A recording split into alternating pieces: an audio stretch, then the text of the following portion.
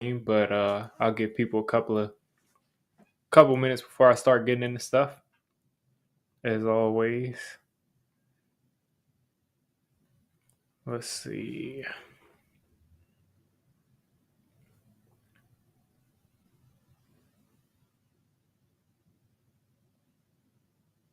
See if I can pull up this stream so I can see how many people we got in here. Before I start,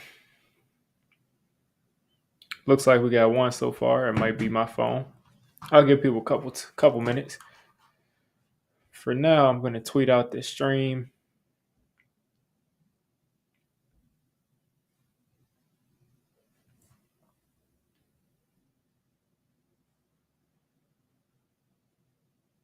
What's going on, Lucas? I'm going to let a couple more people get in here before I start to get into my first topic. Got Mr. Burton in here.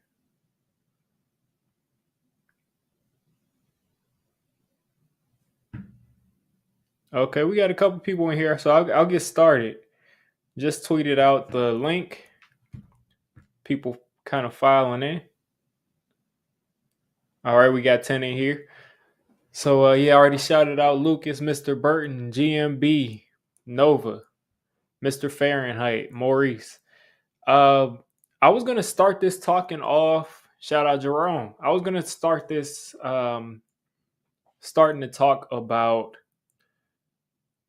free agency as a whole.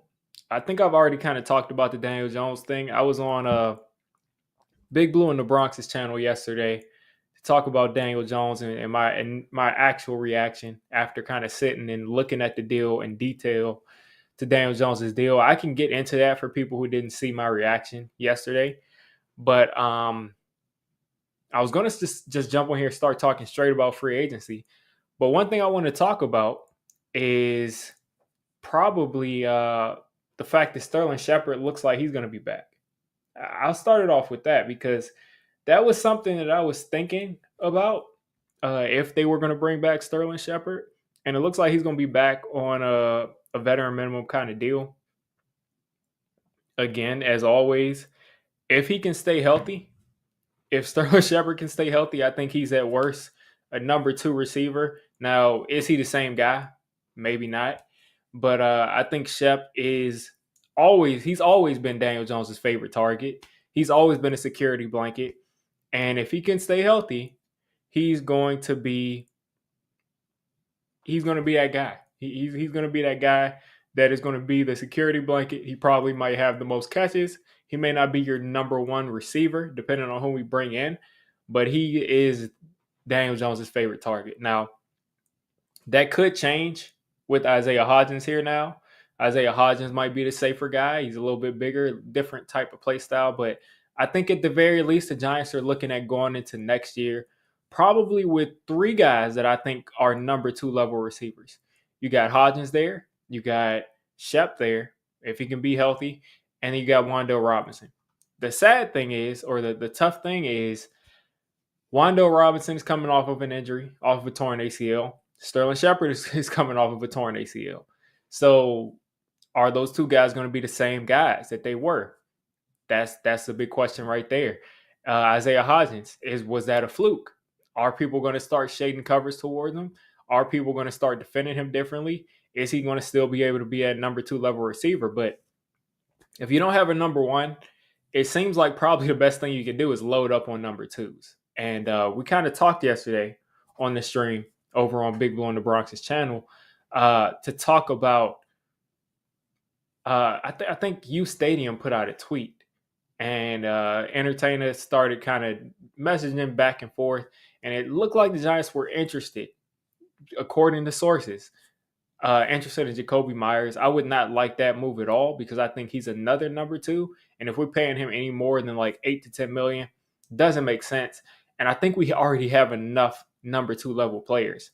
So if we don't have that number 1, I would just continue to pound receiver in the draft and get as many, good receivers as you can and just rely on this game to get open. Appreciate that, Mr. Burton. Nova says it's a great move, minimum deal. I mean, there's no risk to it. There's probably a complete minimum deal, like you just said. At the very least, I think this guy probably, might want to stay in the coaching because he didn't look like he missed a beat. Once he got hurt, he didn't look like he was down and out. He stayed as a leader on that team, and I mean, you got to believe he made an impact. Uh, and Lucas kind of builds off of that great hype sideline presence. Yeah, you can't expect on that. You can't expect him to last the full season. That's you can't expect that at all because he has not been able to last the full season for forever. I would definitely say forever. Let's look at Shep's game log while I'm talking here because I cannot remember the last time he's played a full season. I think one time he played 15 out of 16 games. Let's see. Pro Football Reference. Let's see what we got here. 16 games in 2017, so full season. 11 games in 2017, 16 in 2018. So he's played a full season twice. 10 games in 2019, 12 games in 2020, 7 in 2021, 2 in 2022. So if you look at the last two seasons, out of a possible I think it's been 18 games or 17 games 2 years in a row. So out of a possible 34 games, he's played in 10. So that just shows he has not been able to stay healthy, especially recently, because the 2 years before that, he played 12 and 10 games. So if we can get 13 to 14 games out of Shep, I think that will be really, really huge. And Nova, yeah, he played 16 his rookie season, and then he played 16 his third season. So, and this third season, he had 107 targets, 66 catches, 105 targets his rookie season, 65 catches. And it looks like his catch rate has gone up, but he has not been able to stay healthy. I mean, he's got 872 yards in 2018, and he hasn't gotten close to 1,000 yards since. I don't know what's going on with that Ariza situation. The allegations that were going on there are very serious allegations, and I just don't think that the Giants will want to be aligned with those allegations at a position like punter. I just don't think it makes sense. I would love to have a player of that skill set at punter on this team, but I just don't think. I don't know if those allegations are true. I don't know what's happened legally with that, and I just don't think that the league or pretty much mostly the Giants would go after that guy. Lucas says he takes 6 to 8 games, especially the first 6 to 8, even just to give the young wide receivers time to acclimate. Yeah, yeah. I mean, I think if we can get 8 games to start the season off, and hopefully this dude never has to be on the card again. But if we can get 8 games to start the season off, I think that would help because we're probably going to draft a wide receiver. We're probably going to draft 2 wide receivers. We have Wan'Dale Robinson. We have Isaiah Hodgins, 2 young receivers, and we might bring in another young receiver in free agency. So that would definitely help a lot. Definitely help a lot. And yeah, Zachary says, looking at the Ramsey trade has me thinking that the Jamel Dean rumor yesterday might be true because we could have used the Tony pick on him. Yeah, I just don't think that the Giants want to pay Jalen Ramsey because I think for some reason I could have sworn he had a huge cap hit, like $30 million, if he was to stay on the Rams. I could be completely wrong, but the reason that he got traded, I know for sure, is the rest of his contract is guaranteed. So they don't want to pay him that. So let's see. His cap hit for 2023 is 17 million. 2024 is 18.5. 19 million for 2025. So the rest of his deal is fully guaranteed. That's pretty much why Jalen Ramsey went for a third-round pick because the entirety of the rest of his deal is guaranteed. So you're basically giving out a 3-year fully guaranteed deal to him. So they didn't want to do that. That's why we didn't give up that third-round pick for him. And also, Jalen Ramsey has to decide which team he's going to. That's also another thing that made them not be able to get, a second or first round pick because Jalen Ramsey has to approve the team. And if he says, no, don't trade me there, then they have to not trade him. So it's one thing if a player is trying to get traded and he's like, I want out. I don't want to be here anymore. But it's another thing if a team has to get rid of a player and they cannot afford to cut him. At that point, you're at the mercy of the player, which is good for a change, kind of, to be honest. What's the difference between paying Ramsey and paying OBJ? I think Ramsey is probably a better player than OBJ at this point. I don't think Odell has showed us anything in the last 3 to 4 years that he's a number one wide receiver. So if he's not a number one wide receiver, then why would we entertain paying him anything above $13 million a year, even if he's a number two?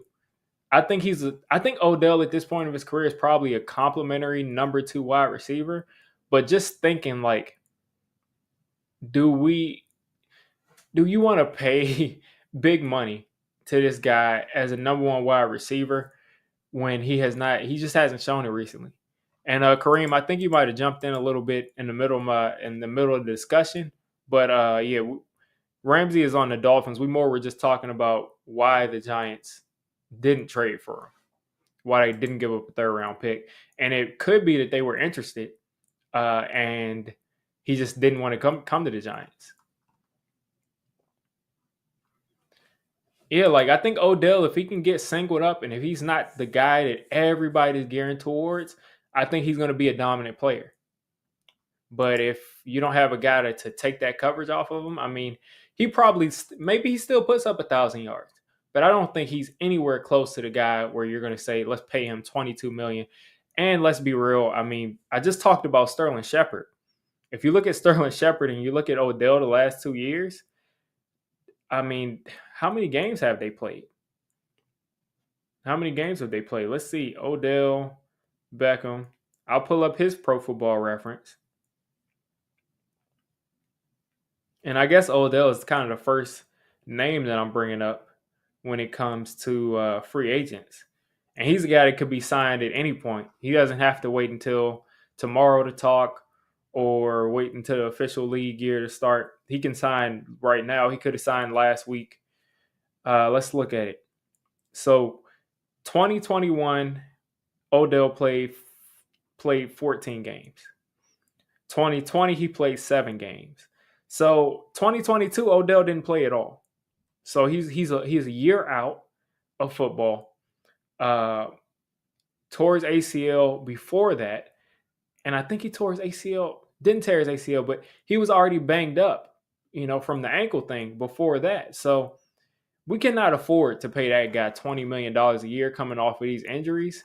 I just don't think it makes any sense. Now, if Odell wants to come out for 8 to 10, I think that's more realistic. But the injuries that he's coming off and the fact that he has not shown himself to be a number one wide receiver is concerning, in my opinion.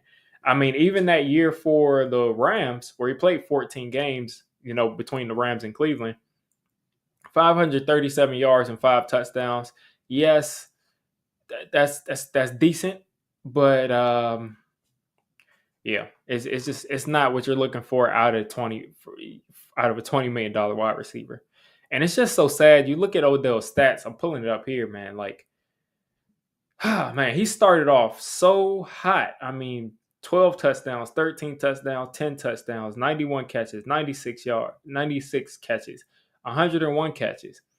Started off on fire, and since he had this 16-game season where he got 101 catches, 1,300 yards, and 10 touchdowns, he has not gotten 8 touchdowns in a year. He has a couple 1,000-yard years, but it's just nowhere near the player that he was early on in his career, and he's gotten a bunch of injuries. And it stinks. There's no way he's getting 20.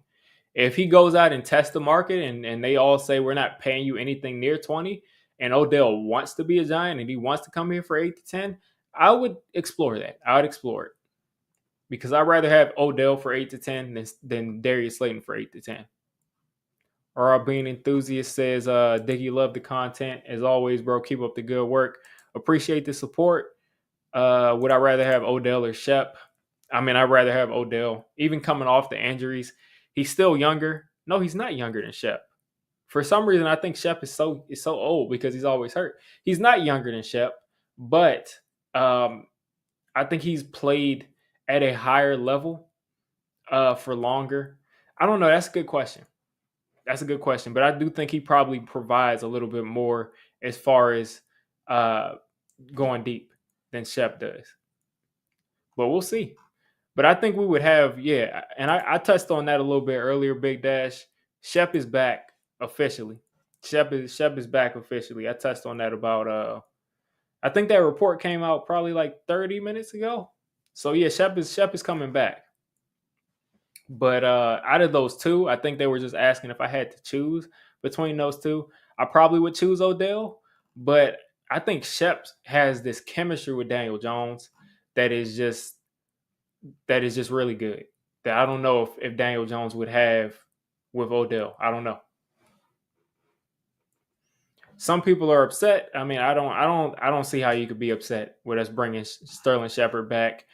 I mean, I don't think bringing Sterling Shepard back at the league minimum is hurting any other receivers' opportunities for contributing. I just think he's a guy that's extremely talented that has not been able to stay healthy that you can bring back. And if he's the same guy as he was last year, the same guy he was the year before, why would you not want that guy on your team for vet minimum?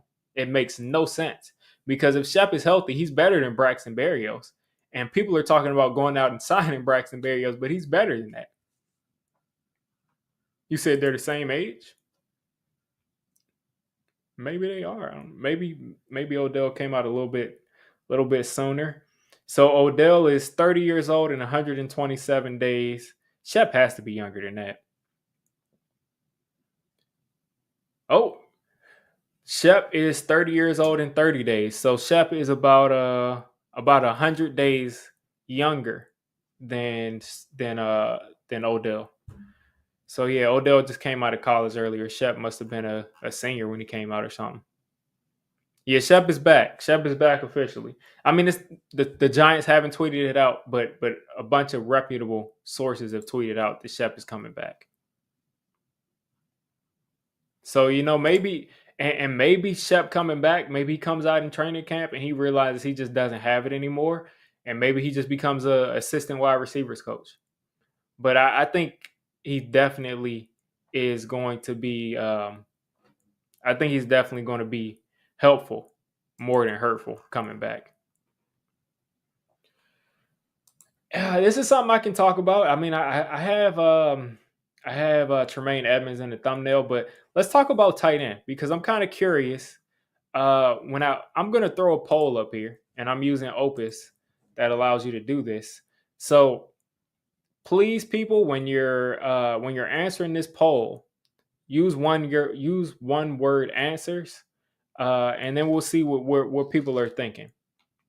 I'm gonna type in rookie tight end, no tight end, or free agent tight end. So that's what I'm typing in: rookie tight end, no tight end, or free agent tight end. So type one for rookie tight end, type two for no tight end, or type three for free agent tight end. So one, two, or three, and we'll see where you guys' head are, because right now I'm at I'm gonna go ahead and type two in the chat because I don't think that let's let's see if I can take this off. Yeah, I typed two in the chat. Um I think I meant to type one in the chat. So disregard my two and add one to one. But I would rather us get a young tight end and a class where the tight end class is very, very deep than to pay someone, over $8 million to do pretty much what a rookie could probably do for us, along with Daniel Bellinger. I think they like Daniel Bellinger. I think he can block. I think they value that. Also, if you look at Buffalo and you look at Kansas City, now this isn't to say that they're going to have to do the same thing, but I just don't think that they're going to be wanting to run a bunch of two tight end sets. It just doesn't make sense for the offense that we've run all last year. Uh, we ran a bunch of play action stuff there, but that was out of necessity because we couldn't pass protect. But once we open up that offense at the last part of that season, it wasn't a bunch of two tight end stuff. And as I'm about to say, it, Zach brings up my point. I also think that Bellinger and Cager looked really good. I think Cager can become a little bit better of a blocker, but I think as far as catching the ball, Cager provided a little bit of he can do some damage in that intermediate part of the field. I think he can be a guy that gets you 20, 30 yards on a catch as a tight end. And I think Bellinger can be a guy that catches it short, can be a guy that can block, can be a guy that can do all of those things that the traditional tight end would do. So far, it looks like this poll is pretty much slowed down at this point. I don't see anybody else adding things. It looks like one is the winner. So most people will want to bring in a rookie tight end. And I would say that we would want to bring in a rookie tight end because the class is so deep. But as far as what I would do, I probably will bring in a rookie tight end or bring in a very, very, very low cost free agent tight end that's mostly a blocker, and then just roll with what we have. Because I don't think that you looking at this roster, we're like, we really need a tight end, because we're missing that. I don't see that. I don't see tight end as something. If you're because I've seen people say Gesicki, or I don't know how much Gesicki would cost. Maybe he wouldn't cost $8 million, but Gesicki's there. Some people would say Dalton Schultz, and I'm like, if we pay Dalton Schultz, how much is he going to get paid? Probably over $10 million a year. So would I rather pay Dalton Schultz, or would I rather draft a guy who's the receiver that Dalton Schultz is in the third or fourth round, and use that $12 million for Dalton Schultz for an offensive lineman, or use that for Tremaine Edmunds? So I just don't think that, looking at this team, that a tight end is that necessary. And that's what I'm saying. I'd rather pay for an offensive lineman, or pay for a linebacker, or even pay for a rotational edge rusher, which I think is a very, very underrated need, because we don't have that third edge rusher. I mean, Zemini Cricket, he flashed a bit at the beginning of last season, but he's just not that guy. We got Jihad Ward, who is a really good, solid player, great leader, really great locker room guy, and he'll be back probably just because of the locker room stuff. But he is not that third rotational pass rusher that you stick on the edge and you come firing off he's not firing off the edge as a dangerous rotational pass rusher. We don't have that. We have Aziz, we have Thibodeau. If one of those guys are hurt, we have one guy, and they have to come off the field sometime. So I would want to pay for a rotational pass rusher more than I would want to pay for Dalton Schultz. I would want to pay, even the rumors that we heard yesterday from Entertainer talking to U Stadium on Twitter, I would rather pay Jamel Dean, $17 million than to pay Dalton Schultz $12 million, because tight ends, to be honest with you, if you don't have a special tight end, they're really a dime a dozen. If you don't have Travis Kelce, I just don't see us, putting all of his faith into going out here, and I just don't see it. So I would not go after that tight end. I wouldn't. And that's where I'm at. That's where I'm at. I want to go out and get Edmunds. I definitely do. So it looks like most people mostly agree with me here. Some people want tight end. Some people want to go out and get a tight end. I'm going to use another feature here that I always try to use. No one's used yet, but I'll throw one out there, and I'll ask for those that want to sign a vet tight end, what is your reasoning? Okay, so I said for those who want to sign a vet tight end, what is your reasoning for it? And I'm gonna hit this share button. I'm gonna throw the QR code on the screen, and I'm gonna post the link for this in the chat. And what you can do is you can scan this QR code. You can scan the QR code or click the link, and you can record a video saying why. Let me throw this up here, saying why you will want a vet tight end. Um, and I'll respond to it. You'll end up being played on the screen somewhere here, and I'll respond to it. But while that's happening, or while people are thinking about if they want to do that, I'm going to start pulling up what I think is the biggest need. And I saw a tweet here earlier. That pretty much kind of encapsulated some of the top tight end free agents.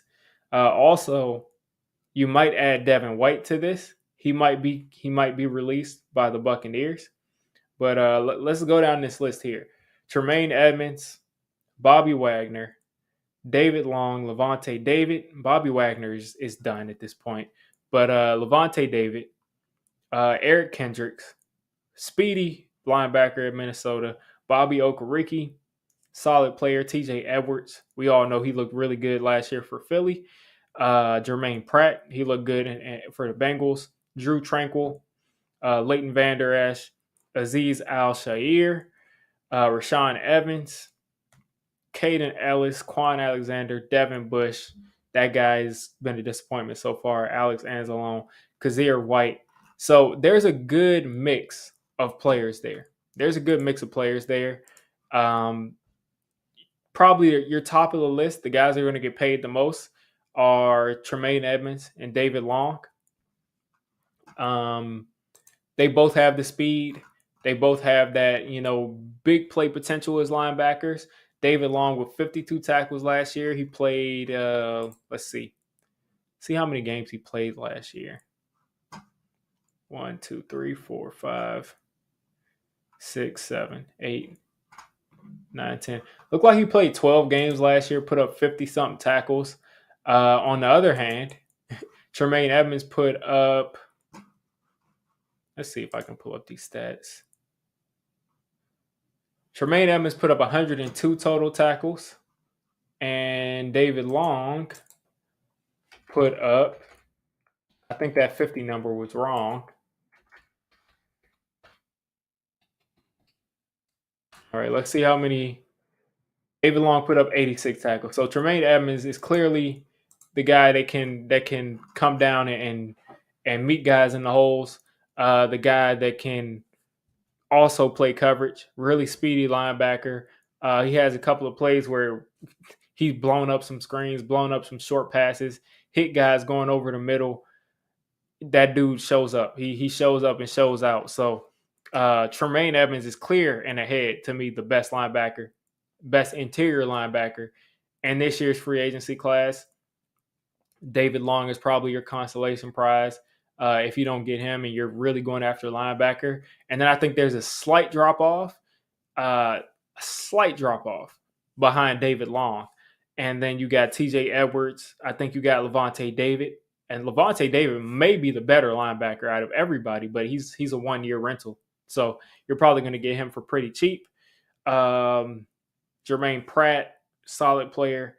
Quan Alexander has been solid for a couple of years. So I think at the very least, the Giants need to leave free agency. If you don't want to go after a guy like Tremaine Edmunds, or you don't want to go after that top tier player, at least leave with a guy like Kazir White, Alex Anzalone, Quan Alexander, a guy that's going to cost like $7 million, 6.5, $8 million. When you get one of those guys, you have a starting linebacker. Then you can start to play around in the draft and pick up a guy the first 3 rounds there. And I think you get 2 starting level inside linebackers doing it that way.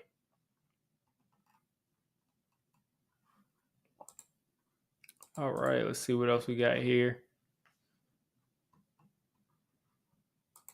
The Chiefs just won. I'm not sure what part of that you were responding to. Oh, okay. I think you were responding to the video question, probably. Um, I understand that they won using the tight end as their number one receiver, but I don't see Travis Kelsey anywhere else, and I don't see Gronk anywhere else, and I don't see Mark Andrews, who I don't think won a Super Bowl. Maybe you're talking about Shannon Sharp, or I don't think. Yeah, I don't. We don't. There's no tight end like that available, and if they are, they're in the draft because Dalton Schultz, solid player, good player, but he's not a guy he's not that guy. He's not that guy. At least not in my eyes. Now, if there was a Travis Kelsey, I'd be willing to pay the guy, $20 million a year because that's a number one wide receiver. That's a guy that's going to put up 1,500, 1,400 yards, 13 touchdowns, matchup nightmare. But let's look at Dalton Schultz. On average, Dalton Schultz put up 38 yards per game this past year. 5 touchdowns, 38 yards per game, 577 yards, 57 catches. So now let's throw that next to Daniel Bellinger, who I expect to have less yards, but if you use Daniel Bellinger and Lawrence Cager, I would imagine that they could probably have similar production as Dalton Schultz. Like I don't remember ever thinking that Dalton Schultz was an elite player that was really changing the game. Is Boston Scott one of them? Let's see, Zach. I love that the Eagles and Cowgirls are losing the players that kill you. Yeah, I would love, listen, just for the sake of it, I would love to sign Boston Scott. I feel like it would be a symbolic thing that would just break the curse. Anything to keep him away from scoring another touchdown against us. But yeah, I'm glad that he's hopefully not going to be on the Eagles anymore. But they'll get somebody else. But yeah, if I saw a Kelsey type tight end, I'd be willing to pay him. But I mean, Schultz and Gasecki, I just don't see it there. I just don't see it there. Now let's see if I can.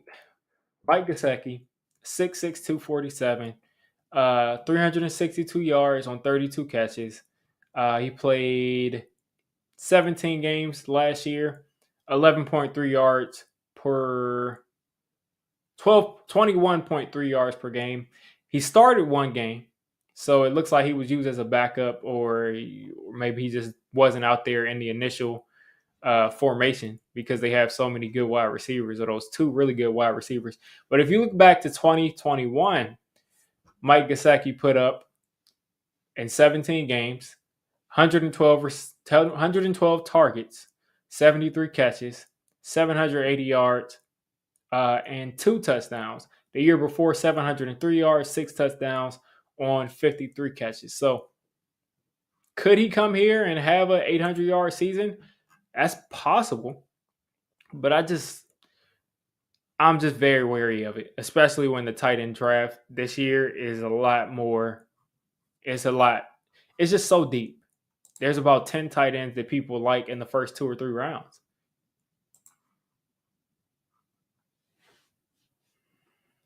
Duran says, I don't think you need to get another tight end if DJ continues to progress and the O-line play improves. I think having Bellinger finding those holes in his own, along with a guy like Isaiah Hodgins, I think those two working that area of the field, and then having a guy like Lawrence Cager that you could lean on, and then probably drafting a rookie who's probably going to have a lot more athletic ability, I think you'll be really good.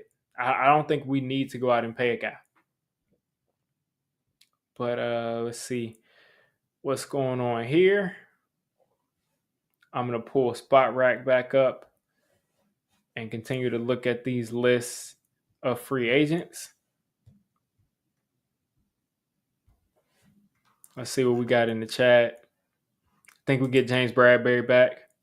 Maybe, but it looks. Listen, if those rumors are true, then yeah, Jamel Dean might be the guy, and I think Jamel Dean fits this defense better.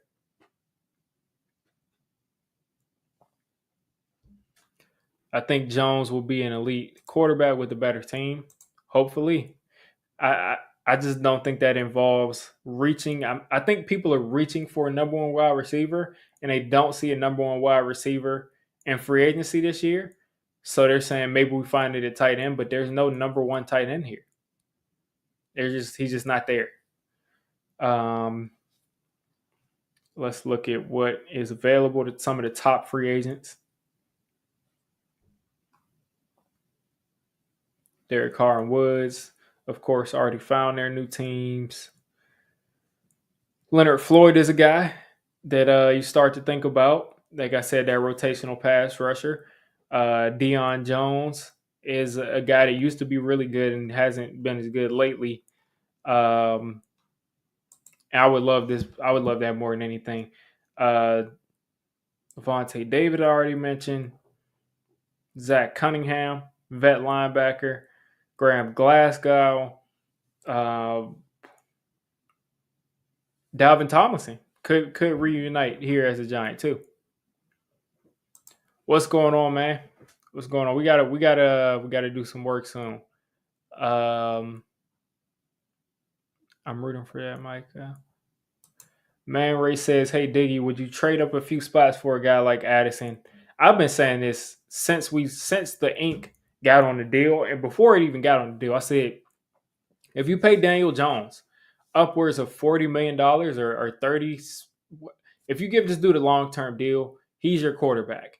So you have got to make sure that your quarterback can succeed. So that means if you believe that the offensive line is a huge issue and you see a guy that you think may go before your 25th pick, your responsibility, in my opinion, is to go out there and trade up for that offensive lineman. If you see a wide receiver, which I'm surveying, listen, I'm looking far and wide for a number one wide receiver this offseason, and I don't see one in free agency. Now, are we going to trade for DeAndre Hopkins? I don't think so. Are we going to trade for Ayuk? I highly doubt it. Same thing with T. Higgins. I don't think those two players are going anywhere, and I think DeAndre Hopkins probably goes somewhere else. So, where's the number one wide receiver? You cannot wait until next. Can you wait until next year? Maybe. Maybe your answer is we're just going to just stick with a bunch of number two wide receivers. But I think that there are two number one wide receivers in this draft that will be available for the Giants to go after without having to go to another team to make a trade. The first guy, my number one wide receiver this year, Jordan Addison, who I think is that Stephon Diggs mold of wide receiver, who's going to route people up, who's going to also be a deep threat. People are throwing fits because he ran a 4.49. Let's look at the tape, please. Let's look at the tape. I don't care what he ran. Did you see him running the routes in those drills? That's who you want as your number one guy, in my opinion. And then Jackson Smith-Njigba. Smooth route running wide receiver, a guy that can run routes underneath, a guy that can take those routes deep, a guy whose speed is underrated, soft hands. I mean, they try to pencil him in as just a slot. If he's just a slot, guess what? He's your number one receiver out of the slot. I think he can play outside too. If you get one of those two wide receivers, I believe you have a number one wide receiver. Now, if Jackson Smith-Njigba, I don't expect the Giants to trade up to give up a first round pick next year because I don't think that any of these two wide receivers are worthy of multiple first round picks. So I would not give up, extra first round picks for it. But if you see Jackson Smith-Njigba or Jordan Addison and they fall down to 15, 16, 17, and you're at 25, I have no problems packaging that extra third rounder that we have, even maybe giving them our second third rounder this year, or giving them next year's fourth, or giving them this year's fifth, or however that works out, and go up and get your number one wide receiver, because I think there's two of them. And I think if you can have any shot at getting one of those two, you have to take it, because you're not getting a wide receiver one anywhere else unless you're trading for DeAndre Hopkins. You're not getting one anywhere else. It's just not happening. So if you have a chance to go and get that guy, You have to go and get it. You just paid your quarterback 40 million euro per year on average. You look at it more in depth, it's more like 37 and a half, but you paid him, you committed long term. So let's do something about it. Let's get him a number one wide receiver. Let's fix this offensive line some more, and let's go. Like, we did not pay this guy this much money to hand the ball off. We just didn't pay him this much money to hand the ball off. That's just not what's going on. So that's my thoughts on that. Tyler Scott, I will make something pretty soon on him. I looked at him on stream a couple of weeks ago, and I liked what I saw so far. But I don't think he's a number one either. I think there's a bunch of, if you had a number one, I think this year is the perfect year to get a number two wide receiver. The perfect year to get a number two wide receiver. Appreciate the love, Tally.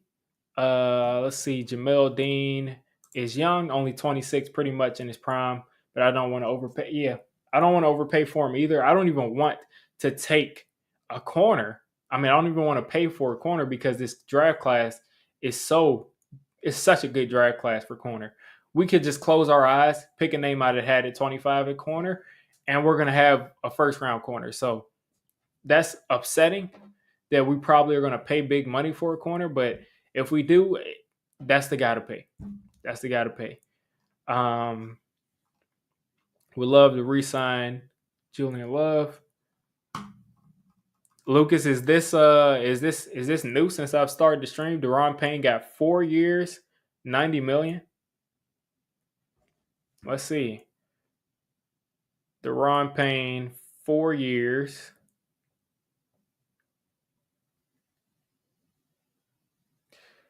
Deron Payne, highest paid defensive tackle in NFL history, not named Aaron Donald. 4 years, $90 million, $60 million guaranteed. So let's do some math right here. $90 million for 4 years, $60 million guaranteed. Let's see. So you got $60 million guaranteed. So that is what, 15 per year? Spread out 15 per year. Spread out over 4 years. I don't know what his signing bonus is, but pretty much a 3 year. You're going to be able to get out after 3 years, or maybe after 2.5 or 2. But that is something else. 90 million, 4 years. That's an average of 22.5. I don't think that Deron Payne is as good as Dexter Lawrence. I don't think Deron Payne is an all-pro. I don't know if he's won one, but I don't think he's as good as Dexter Lawrence. I think he's head above heels or head below heels, not as good as Dexter Lawrence. So what I'm thinking is, so I get rid of this box right here. What I'm thinking is that Dexter Lawrence is saying if he got paid 22 per year, Dexter is about to get 25, 26 per year. I just think that's the difference between those two players, because Deron Payne does not impact the game the same way that Dexter Lawrence does. And I am so happy that Washington decided to pay this dude this much money, knowing where they are in their it just doesn't make any sense. Doesn't make any sense. But Dex has got to be at 25. He's got to be at 25. And I will be very happy with Joe Shane if he gives him 23 million. I'd be very happy with Joe Shane if he just goes out and pays him 23 million and gives him a little bit more guaranteed.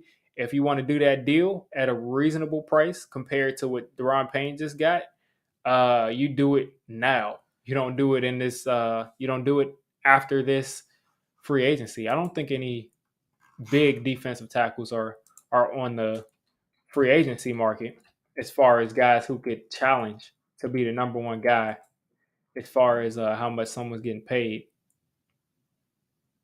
Let's see. For some reason they're not showing me free agents, but I'm very sure that there's not somebody else that's going to reset the market.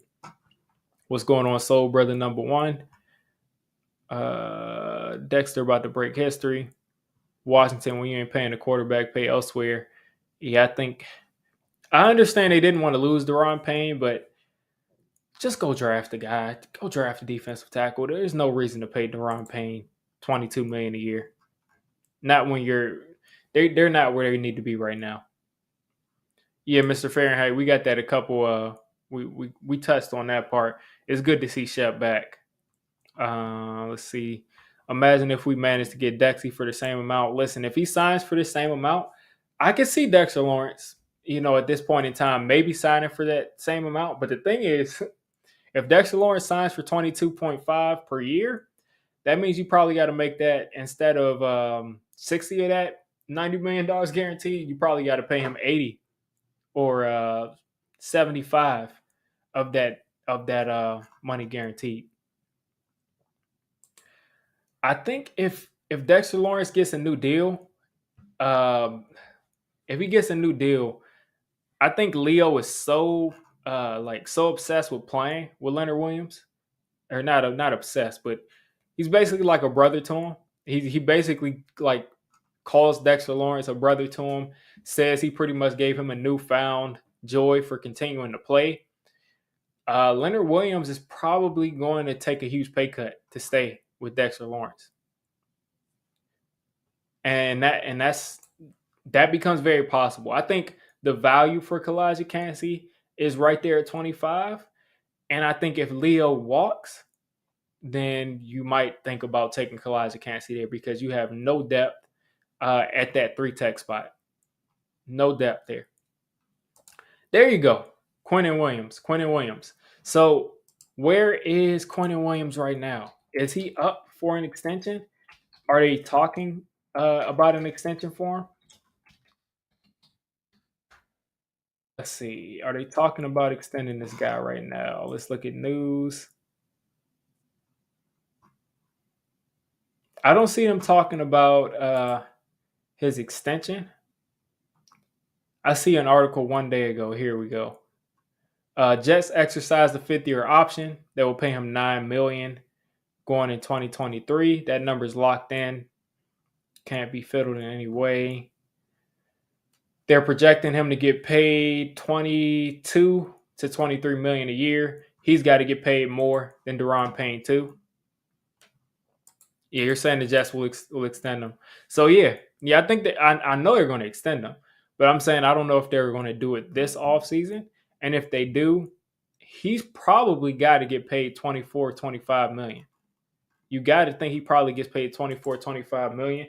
And if they get that deal done before Dex's deal, then Dex is going to be asking for 26, 26, 27 million. Just because that's just how it goes. Even if they make the argument that Dex isn't better than Quentin Williams, I think if you look at those players, they're probably the same level of dominant defensive tackle, dominant interior defensive lineman. I think Dex is probably, both of them are kind of probably looking at each other to try to figure out which defensive tackle is going to get paid first. Same draft as Dex. Yeah, so it's like whoever gets paid first right there is going to make less. Whoever gets paid after is going to make more. And I'm sure they're both looking at each other to see who gets the deal done first. Because if Dex comes in and gets paid 24 and a half, 25 million, then Quentin Williams is going to say, well, I want 27 million. I want 27 million. The center, I would go after him too. There's a ton of options. And I think maybe that if we were going to pay for a guy, I would want it to be somebody else at another key position. But if we come out of this free agency with Edmunds and Jamel Dean, then at least we know we don't have to go after linebacker first round. We don't have to go after corner first round. You probably are looking at offensive line, wide receiver. You've addressed the weak spots on the defense. So you can really focus on offensive line and wide receiver. And we need to put up some points on a more consistent basis. And yeah, and that's the thing is like, you can say that Dex and Quentin Williams are the same level, but Quentin Williams, as you just said right here, Quentin Williams is going to say, well, we can be on the same level. He's an all-pro, whatever. That's cool. But I had 15 sacks this year.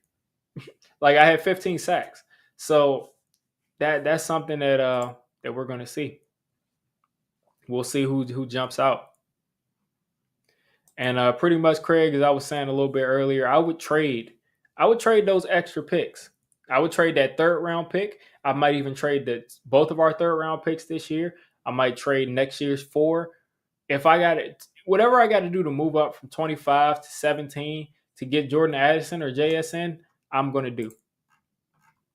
I'm gonna do it. And yeah, they'll both do it. They'll both do it. I think where Quentin Williams has the edge over Dexter Lawrence is that he's probably a little bit more agile as a pass rusher. He probably can do a little bit more running around people than running through people, and that's what sets him apart. But they're both dominant forces in the middle of the line. Uh, what about Paris Campbell? What was that stat that I heard? Paris Campbell was played like 34 out of a possible 70 something games or 80 games or something like that. Paris Campbell's been hurt a lot. And I just don't know if I can continue to sign wide receivers with extensive injury histories. But he's a fast guy. But I might go after a guy like Tyler Scott or Jalen Hyatt in the second round if I want a fast guy. Let's see. Pulling up Paris Campbell's stats so far, he's had 127 yard season in 15 games, 71 yards in 15 games where he got. Oh, I'm reading this wrong. 127 yards in 7 games, 71 yards in 2 games, 6 yards, not 6 yards, in 6 games, 162 yards. So his first 3 years, he didn't put up over 200 yards in a season because of injuries and looks like mostly because of injuries. Then you look at his fourth year, plays 16 games, 91 targets, 63 receptions, 623 yards. That's just not good for me. Yards per catch, 9.9. For a guy that should be making plays downfield, I just don't think that's good enough. I don't think that's good enough. I think if we want to bring in Paris Campbell, we should be wanting to bring in Darius Slayton if they cost the same amount. So let's pull up Darius Slayton stats so I can kind of compare them because I'm pretty sure Darius Slayton probably blows this guy out of the water as far as yards per catch. Let's see, 2022 Darius Slayton on 46 receptions. Let's look at this. Darius Slayton had 46 receptions on 71 targets, while Paris Campbell had 63 receptions on 91 targets. So it looks like Darius Slayton is catching the ball at a higher rate than Paris Campbell when you target him. It also looks like averaging 15 yards a reception for Darius Slayton and then 10 yards a reception for Paris Campbell. Darius Slayton had, let's see, how many touchdowns? Let's see, how many touchdowns does Darius Slayton have? He had 2 touchdowns. Paris Campbell had 3 touchdowns. So pretty similar in the touchdowns, but as far as the catch rate and the yards per catch, it looks like Darius Slayton was the better receiver. One last thing I'm going to look at is first downs.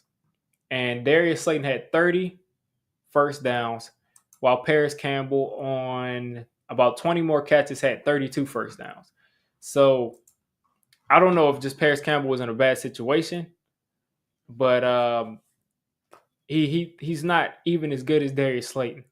So I can't really say we're going to lose Darius Slayton and we're going to replace him with Paris Campbell and expect us to take any sort of a next step because that seems like we're going backwards.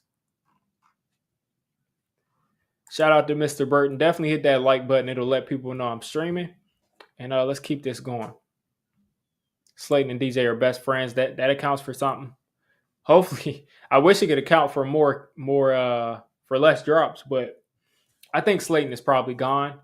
And I don't think we will be replacing him with a guy like Paris Campbell, who I feel, I mean, they're paying him You probably got to think Darius Slayton gets paid 8 to 10 million this year just because of his skill set and the scarcity of the position in this free agency class. But if you look at Paris Campbell, if he makes anywhere near that $8 to $10 million a year, there's no point in bringing him in because you could have just had Darius Slayton back for $1 million more, and I think that would be worth it. And then on top of that, again, go out and get a guy like Tyler Scott. Go out and get a guy like Jalen Hyatt if you just want a deep threat.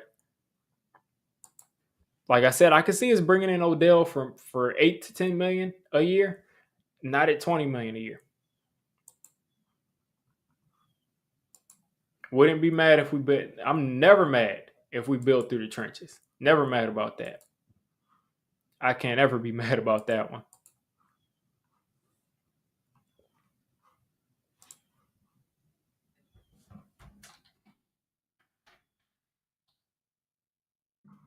Can't ever be mad about that one. Let's see what's going on in the comments. LSU was the real wide receiver. You get DJ another DJ Chark over Paris. I don't want to pay DJ Chark either. I think he's going to get paid way too much for what he's going to provide to a team. I think DJ Chark is going to get paid over 12, 13 million a year. And I just don't think he's worth that either. And listen, I mean, I'm a DJ Chark fan, but I just don't think he's worth going out and signing this year. I just don't think it's worth it. But what are some other names? Let's pull up this wide receiver list because those are two names that just don't excite me. DJ Chark, Paris Campbell. I just think there's holes in them bringing those two back. Let's see.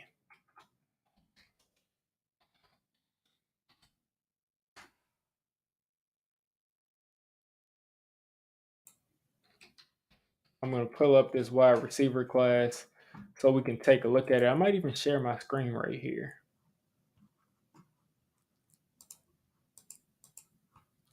Positions, wide receiver. Let's hit update. Looking for this hard drive, guys. Give me a second.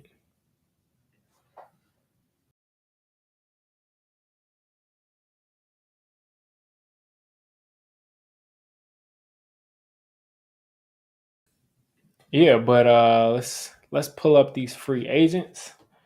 Adam Thielen is a guy that got cut a couple of days ago who can be signed at any time. He's not a guy you have to wait until the free agency period to start. Robbie Anderson is a guy that's made some noise some couple of places. So I'm gonna pull up my screen. I'm gonna pull up. Gonna share my screen in just a second. But first,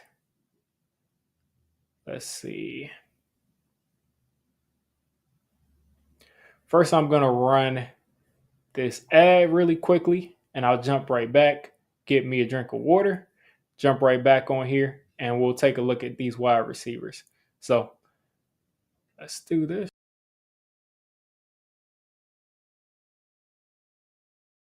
I've got your name, I've got your address. Think I might pay you a visit.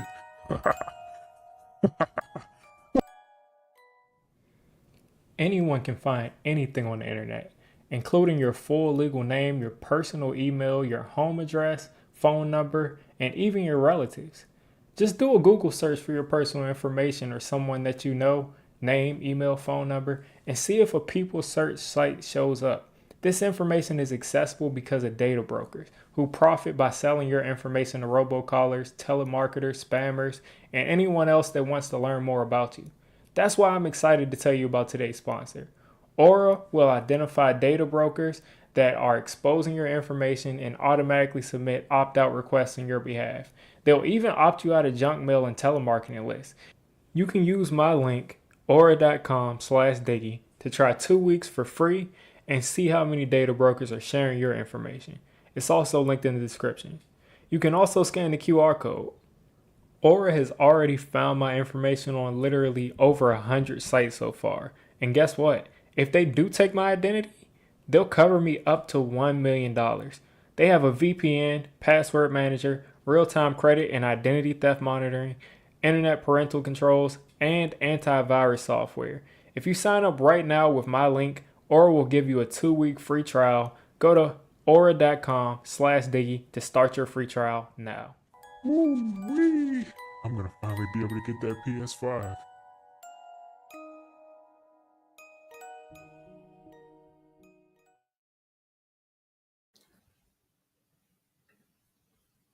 All right.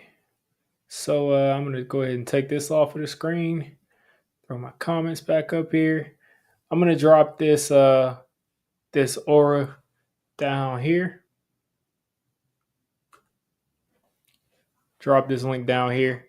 And again, Aura is a sponsorship I've been working with for about I guess 2 months now.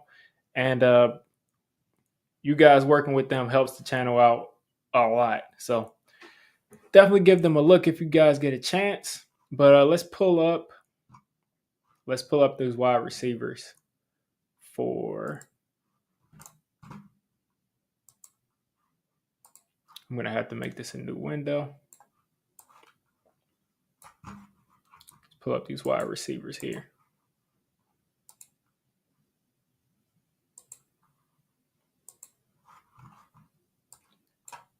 And as I'm sharing my screen, it kind of makes me think about, should we do a mock draft today?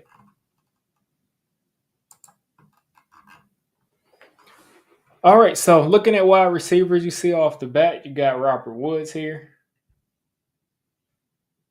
Robert Woods, Adam Thielen, Robbie Anderson. You guys let me know if any of these names stand out to you. Jerry Jeudy was being shopped last season.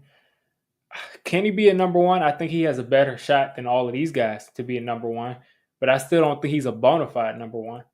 Um, it'd be interesting to see what the price is for him. Jacoby Myers is the guy that the Giants were rumored to be looking for. Hopefully, that's not true. I don't. First off, Jacoby Myers has got to be the shortest 6'1" or 6'2" wide receiver I've seen ever. I just never knew that this guy was anything above like 5'9", because he's just been. Maybe it's just my fault, but I just have not seen him play that big. Julio Jones is finished. Marvin Jones is 32. Randall Cobb is completely finished. Aguilar, let's be real, he had that one good season in Oakland or Las Vegas or wherever it was, and hasn't been good since. Juju Smith-Schuster is a number 2 wide receiver, and he's not a guy that's going to stretch the field for us or really provide that much as far as big playability for us at all. N'Keal Harry, I mean, let's be real. Sammy Watkins, this is not 2014. McCole Hardman is a guy. So, I mean, I'm scrolling through just talking trash, but let's look at some actual people that you could look at us, that you could honestly see us going after. So, Richie James is a guy that probably is going to come back because he got that chemistry. He knows the offense. He's going to probably cost us $2 million. You probably look at McCole Hardman because he can provide that return ability. He can also just be a guy that's just going to be running really fast and catching balls down the field because he's that fast, and he's not a great route runner, but he's okay. And if he can get plugged into this offense, maybe we get something good out of it. Zach Pascal, I saw people mentioning, solid player. Jamison Crowder, it's just amazing to me that Jamison Crowder is 29, because I really saw Jamison Crowder as being a guy who is like 34 right now. I just feel like he's been in the league forever. Let's see, Mac Hollins, solid player. So I think the Giants will be looking at guys like Mac Hollins. They'd be looking at guys like McCole Hardman. I think they will be looking at guys and should be looking at guys like maybe Byron Pringle is worth it as a returner, but I don't see much here where I'm like, we need to go out and get this guy. But you got to think we signed one. So right now, I would say we would be looking at McCole Hardman. We will be looking at a guy like man. There's just not much here. There's really not much here. Maybe Scotty Miller. Listen, if Odell wants to come back for cheap, I'd do it. Lazard is an option too. I just think the Giants are probably looking for somebody that is less than about 7 or 8 million a year. Who doesn't demand being a guy that's getting a certain amount of targets. So I'm gonna throw my screen off here real quick. Just hide it real quick. And I think what I'm gonna do is do a quick over the cap off season simulator, something like that.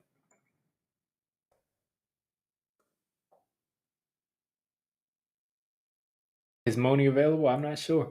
And then like yeah, if we want to give up like a sixth or seventh round pick for a wide receiver too, and when I say wide receiver two, I mean not wide receiver two, I mean wide receiver two. So if we want to do that, then I wouldn't hate that.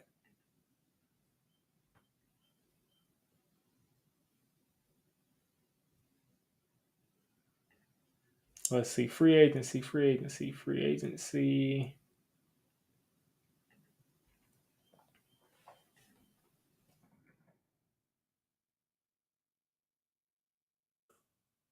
Let's see.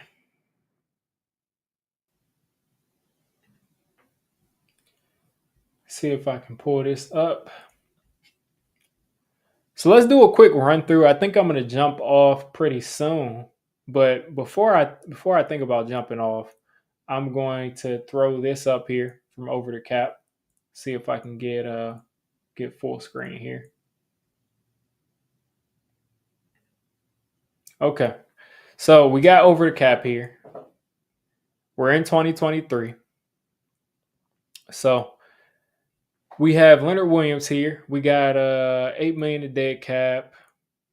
Let's see how much we have in cap space.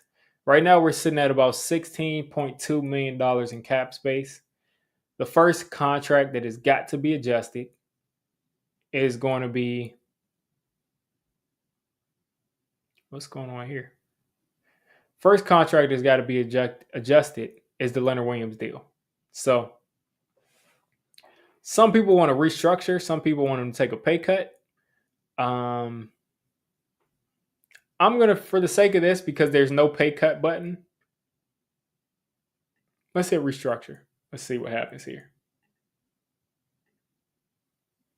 So this restructure saves us 8 million on the cap. So instead of his cap number being restructure.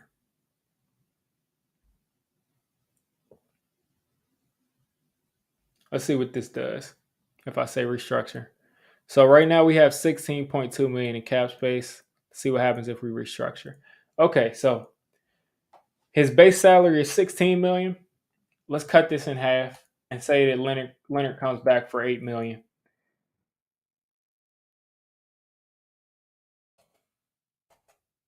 Let's just throw in 8 million. A restructure. So his cap number right here would be, this only save us a couple million.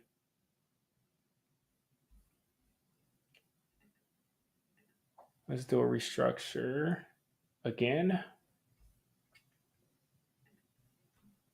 Base salary. Where are they pulling this? For the sake of it, I'm just gonna, because I think this will actually do something. I'll just do 1 million. So I have no idea what they're doing here. I have no idea what they're doing here. His cap number went down.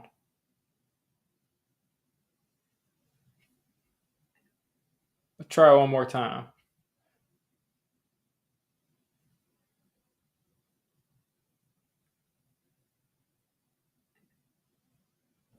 Let's have the base salary be 8 million. If this doesn't work, guys, I'm going to just extend him or something. So it still is acting strange, so I'm just going to extend him. So let's add on a couple of years. Extend him for 3 more years. Let's move some of this money around. Base salary 2023 will be 8 million. Bring his cap number down.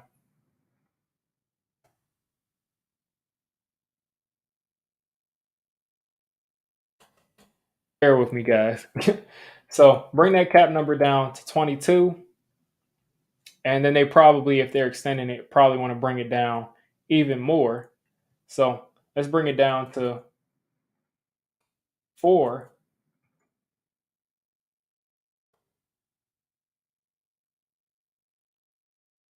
Okay. So let's bring it down here. Bonus, guaranteed salary 0. I have no idea what I'm doing right here.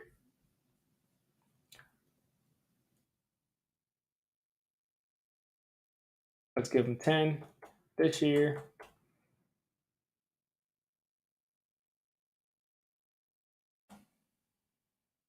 Okay. So I'm done messing around with Leonard Williams. He drives a hard bargain. So move Leonard Williams down. His cap hit is, I guess, already taken care of. So we've got 30 million in cap space now.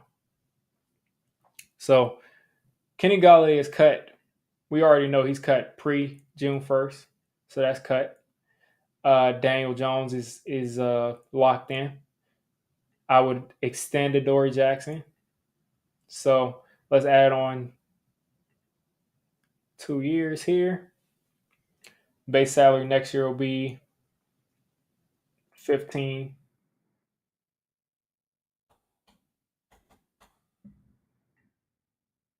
Let's give them 1 this year just to see how much they take it down. Cap number is 9 this year. Next year, 17. He probably wants some more money down the road, but we're not worried about 2025 for now. So right here with those couple of moves, we're at 46 million. Will this happen exactly the same way? I doubt it. But those two contracts down right there puts us at about 46 mil. Who are we going to sign out of these free agents? It's pretty much kind of set in stone that the Giants have decided that they're going to bring back Feliciano. So I'm just going to do it. I don't want to, but I'm going to do it. Landon Collins, he probably will be a guy that you bring back on a very low cost deal, 1 million. Make him compete in camp. Guaranteed salary right there is important. You're not paying him any guaranteed money. If he doesn't make the roster, he doesn't make it. Shep is coming back, veteran minimum kind of deal. Nick Gates is gone. They're saying Fabian Moreau, you probably let him walk. You got a ton of young quarterbacks. All right, so your Wyatt Davis, all these guys are probably gone. I would look at maybe bringing back Matt Breida, maybe bring back Richie James for a 1 year, $1 million deal. So right now we're leaving our our draft class with $45 million in cap space. So I think this is pretty realistic as far as how much cap space Joe Shane could create. So now let's look for a guy like Tremaine Edmunds. So let's give him a 5 year deal. This guy's what, 24 years old right now. So 5 year deal probably isn't crazy. Signing bonus probably is going to be what? Maybe give him a $20 million signing bonus because you can afford to do it this year.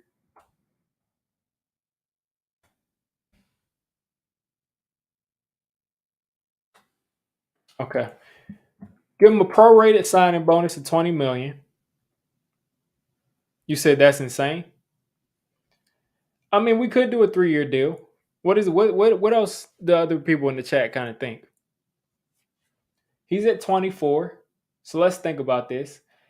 He probably wants to hit the market again at either 27 or 29 because he can get another big deal. He probably wants to hit it at 27 or 28. So yeah, we can do a 3-year deal. That makes sense. So you got to think that his second year is probably very heavily 4 years, 90 million. The happy medium might be 4 years. Happy medium might be 4 years because he gets out of he's going to hit free agency in 4 years, so he'd be 28. So that's realistic. So give him a $20 million signing bonus. I think that his salary is going to be. Let's see. I think his salary is probably going to be.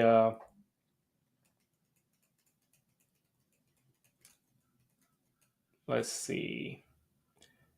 I'm thinking that Tremaine Edmunds' salary is going to come in at around 14 to 15 million.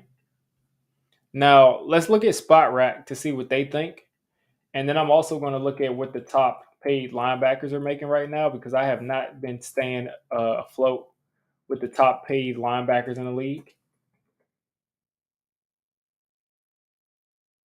Okay. So Spot Rack values Tremaine Edmunds at 11 million a year. He's going to make more than that. So for the sake of Spot Rack, I'm going to put Tremaine Edmunds in at 13 million a year. I say that that's a fair number. Forever NYG. So let's put him at 13 million a year. So prorated bonus,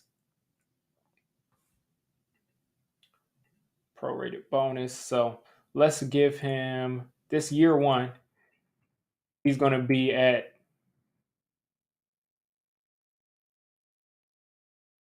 13 because the way you set this up, this is pretty fun. I haven't done this in a little while. So 13 million. So year one, his cap number may be pretty high. We want to give him a 4-year, 13 million per year deal. So let's do the math here. 13 times 4, $52 million deal. So all the numbers at the end of this are going to have to equal 52 million. So let's look here. 13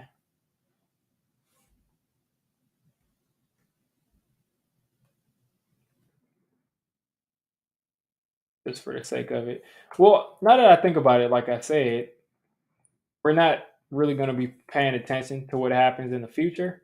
But for these next 2 years, I'll just throw them at 13. Yeah, I don't think Zay Flowers will be there around two either. But let's just for this year, he's at 13 million. So that brings your cap space down back down to 28. If they're going to sign Jamel Dean, then that is going to be a pretty penny. So let's look at what Spot Rack values Jamel Dean at to get some sort of a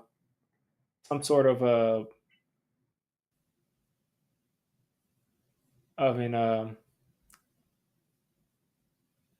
some sort of an idea. See what Jamel Dean is going for. So market value for Jamel Dean, Spot Rack has him at 16.5. I think that's actually pretty accurate. I think that's actually pretty accurate. So let's do Jamel Dean. And again, I'm just going to they're probably have to load that contract pretty heavily in year two. So this cap hit year two, you got to think will probably be somewhere around 22 million. I don't know what will happen year one, but for the sake of it, I'm not going to add in a signing bonus because I'm not a general manager and I don't know how to I don't do it. So year one, I'll have him at a $13 million salary. Year two, I'll have him at 22. So eventually that'll end up working itself out. But his cap hit for this year will be at about 13 million. That leaves us with 16 million in cap space. And I'm not going to go into every single other free agent we will be targeting. But I think after these two signings, I think you probably use this remainder of this $16 million to probably go after a couple of low cost guys, maybe a couple of guys you pay for 2 or 3 years or 2 years, and you got to save about 8 million, 9 million for your draft class. So I think those two, if you go out and get those two free agents, you have to kind of deal with it.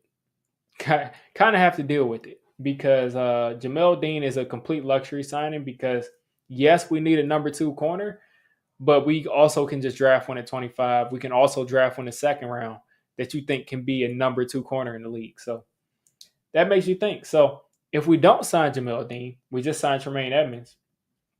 We can go out here and we can go after a guy like Dalvin Thomas. Spelled his name wrong. We can go after a guy like Dalvin Thomas. And so you got to think what Dalvin Thomason makes what 8 million a year. Exactly, man. That's why they pay Shane the big bucks because he's got a couple of things he wants to do and he's got to make it work. And then Shane doesn't even handle the cap. It's got to be Kevin Abrams that handles the cap. So Dalvin Tomlinson, his market value rating, it has him at 8.5 million.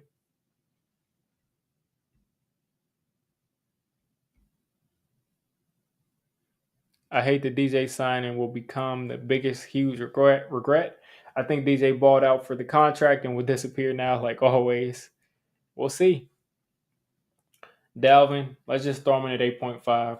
None of the fancy stuff. I actually put 8.5.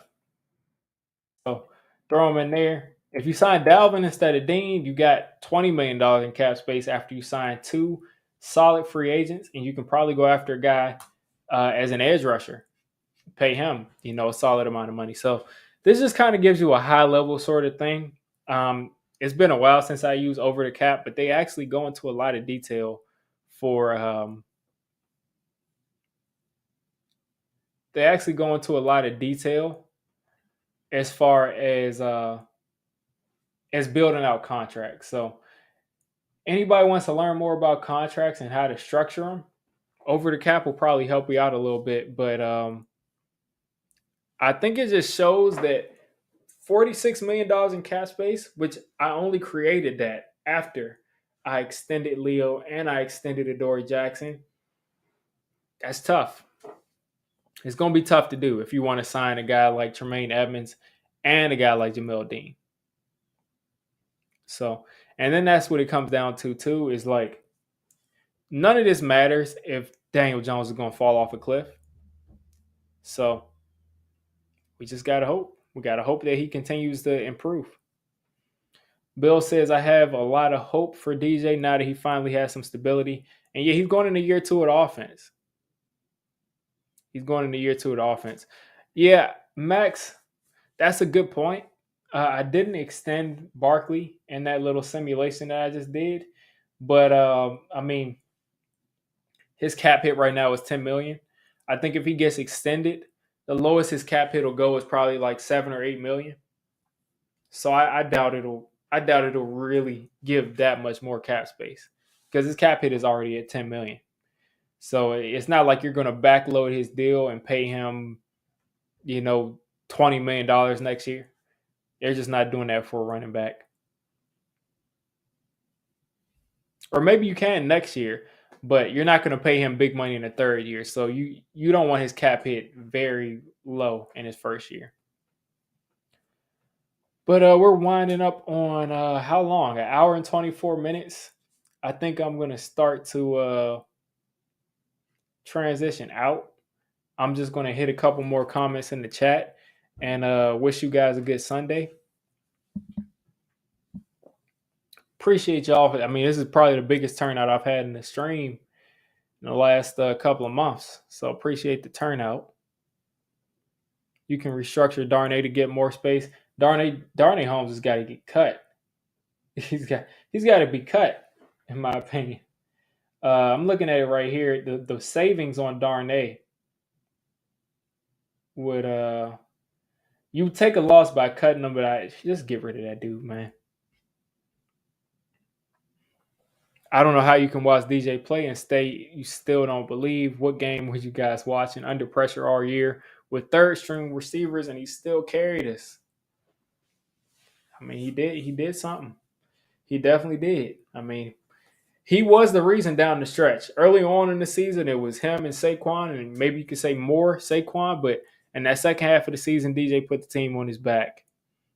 Maybe you structure it like DJ, where you want, yeah, yeah, I think so. And I think even if you structure it that way, I just don't think they're going to want to pay Saquon 20 plus million in any one season.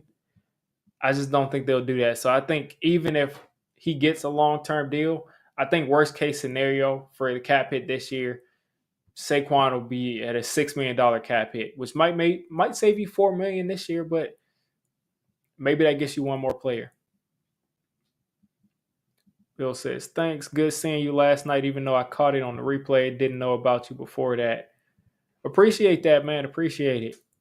Yeah, Big Blue in the Bronx makes great content over there. Uh, Definitely go over there and sub him up. He just hit not a million subs. He just hit 1,000 subs. Not that far from a million. Just hit 1,000. So props to him over there. But everybody go check him out and check out the stream that we did last night. That was Big Blue in the Bronx, his co-host. It was the entertainer, and it was me on there. So that was 4 of us on there yesterday. So that's Big Blue in the Bronx, Donald, yeah, entertaining me. So yeah, it was 4 of us on there, and really good conversation we had about the whole off season, about the draft, about free agency. So definitely go check that out and give him a sub. And I think I'm going to. Maximus is just getting here, man. I'm about to jump off, but definitely feel free to jump off. I mean to rewind it and see what we talked about. But I think I'm going to jump off if I don't see anything else in the chat. Appreciate you too, Barry.